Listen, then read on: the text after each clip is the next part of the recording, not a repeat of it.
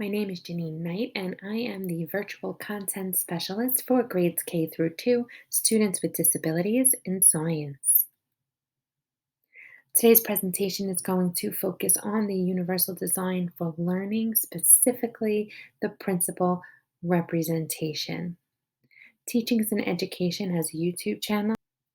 I took a short clip from their video as an overview of what universal design for learning is.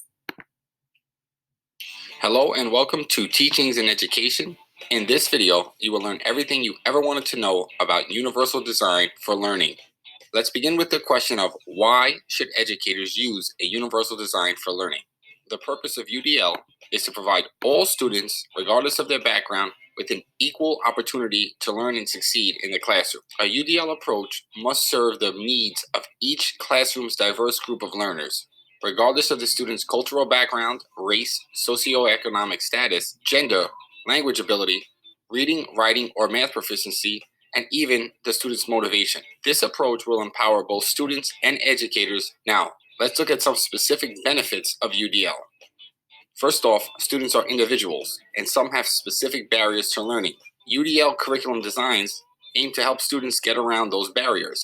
Still, the approach incorporates assessments, lessons, and objectives that are both challenging and at the same time achievable for each student. This in turn will increase student engagement. Educators are empowered and able to enhance their curriculum for the benefit of their students. Enhanced curriculum includes new technology, exciting lessons, and added materials. Other than removing barriers, UDL should also build on student strength. Too often, educators spend all of their time focusing on deficiencies as opposed to accentuating student positives. On to the next section, which is the 3 guiding principles of UDL. The first principle is offering multiple ways to represent content. Besides just using a textbook, offer audio content, video to view, news articles, and more options. And that's where we're going to focus today. Multiple means of representation, presenting information and content in different ways because, as we know, learners differ in the ways that they perceive and comprehend information that is presented to them. For example, those with sensory challenges, learning disabilities, language or cultural differences, and so forth may all require different ways of approaching content. There is not one means of representation that will be optimal for all learners. So, as educators, providing options for representation is essential. The what of learning. So, as part of representation, the umbrella of representation, there are different guidelines. I'm going to focus on guideline 1, perception, interacting with flexible content that doesn't depend on a single sense like sight, hearing, movement, or touch.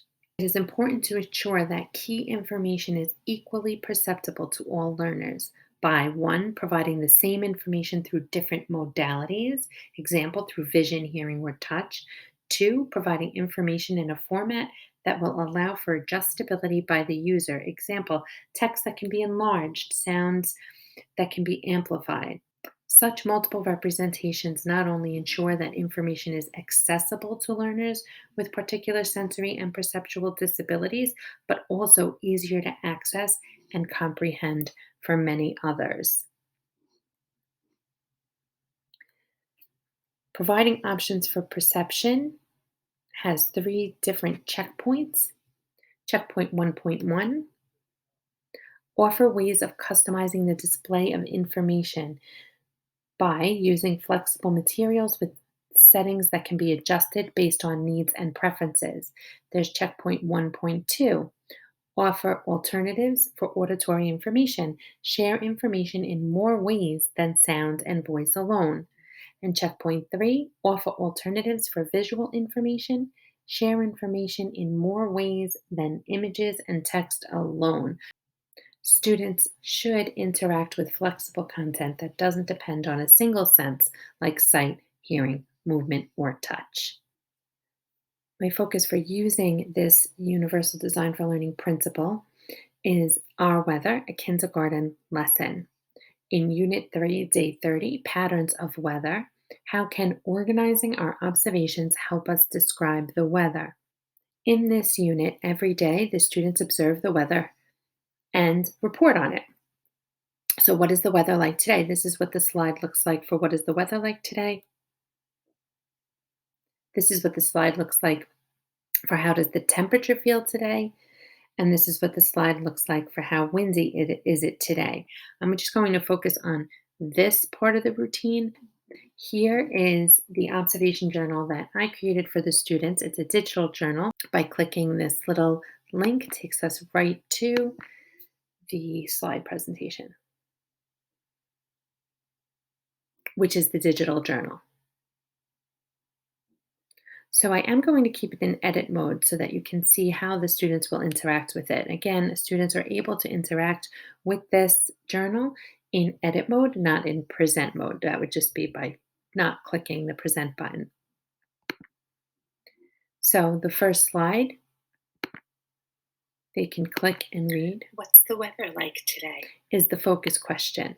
So on this slide, I did include a song for the weather because music is one tool that can engage each student and provide a pathway for connections and deeper understanding. Hey,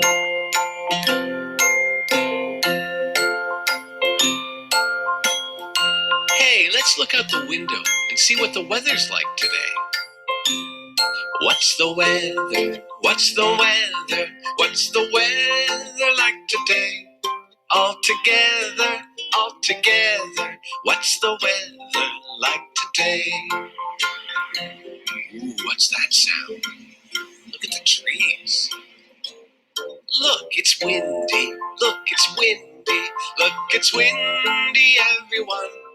Fly a kite, fly a kite, fly a kite, everyone. So for younger students, they can actually see the trees moving for the wind. So they get a visual representation of what it looks like when it's windy out. Then they're brought to each day's link. Again, you have your audio clip. If you click Monday, you go to slide 4. Here's today's Monday. Again, if I want to hear this being read because I'm not really sure what it says, I just click the play button. What's the weather like today? And each word also has an added audio clip. So they aren't asked to complete this sentence. And on this slide, this is another option. Instead of typing or writing, which they could, of course, do, the student can just click and drag the word here, or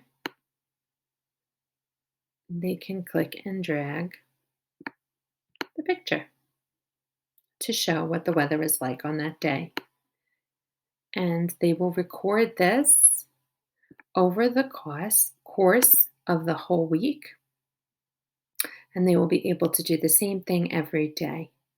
You can also add slides to represent not only what's the weather like today, how does the temperature feel today, and how windy is it today.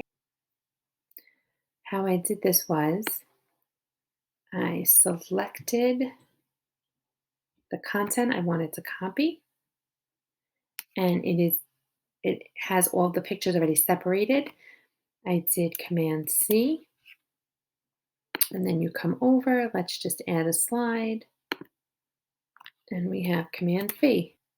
All of the pictures in the text transfer over and easily become draggable.